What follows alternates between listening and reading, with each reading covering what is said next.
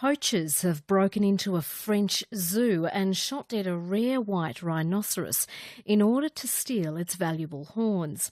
It's believed to be the first time poachers have targeted an animal in captivity in Europe, and some fear it's the start of a worrying new trend, as Anne Barker reports. The attack at Thoiry Zoo outside Paris has shocked and distressed staff not only in France but across Europe.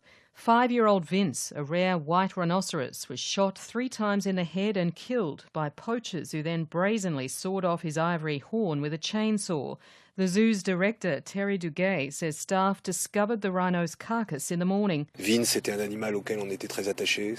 Vince was an animal we were very attached to, he said. We'd had him since 2015, a very beautiful male, a young male. We'd been taking care of him, giving him care. I think he was happy here at the park in Thoiry. This distresses us completely. We're all shocked, as well as the profession. We've contacted all of the directors of French and European zoos. 2 other rhinos at Thoiry were unharmed, and Thierry Duguay says Vince's second horn was only partially cut, suggesting the intruders were disturbed or their equipment failed. C'est une énigme, les 2 autres rhinocéros sont indemnes. It's a mystery, he said. The 2 other rhinoceroses were unharmed, so were they surprised by something? Did they want to be quick? I couldn't say.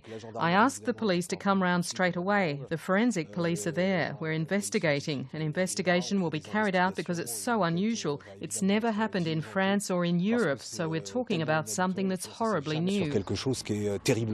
It's the first time poachers have targeted a rhino in a European zoo, though one rhino expert in Australia, Ray Dearlove, says there have been attacks in museums. There have been instances in the past where these criminal syndicates have gone into museums in Europe and actually sawn off the horn of rhinos that have been there for literally tens of years. They've been in museums and one thing, so they are becoming more and more brazen, and it's all about the money, man, because, if you've got a commodity which is worth $60,000 or thereabouts per kilo, and average rhino horn will weigh of the order of 5 kilos, you're talking about a stunning amount of money which is on the table on the black market. Ray Dearlove founded the Australian Rhino Project to establish rhino breeding programs in the wild.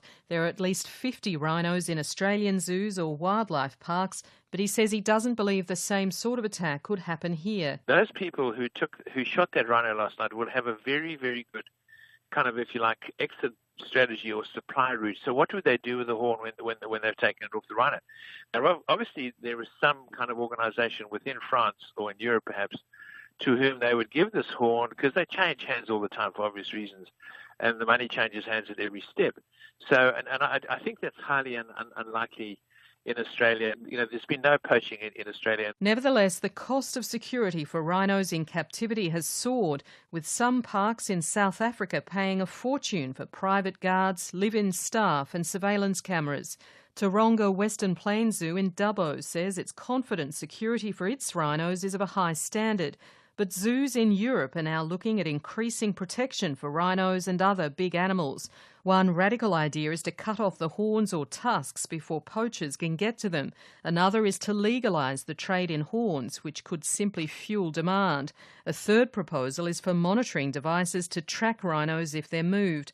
But Craig Bruce from the Zoological Society of London says too often the poachers are one step ahead. So they understand the intelligence concept, they're incredibly well armed, they're incredibly well funded. So we're really dealing with a very more sophisticated criminal element than we were ever before. Despite the global ban on the sale of rhino horns, demand continues to rise, especially in countries where incomes are steadily growing, like Vietnam.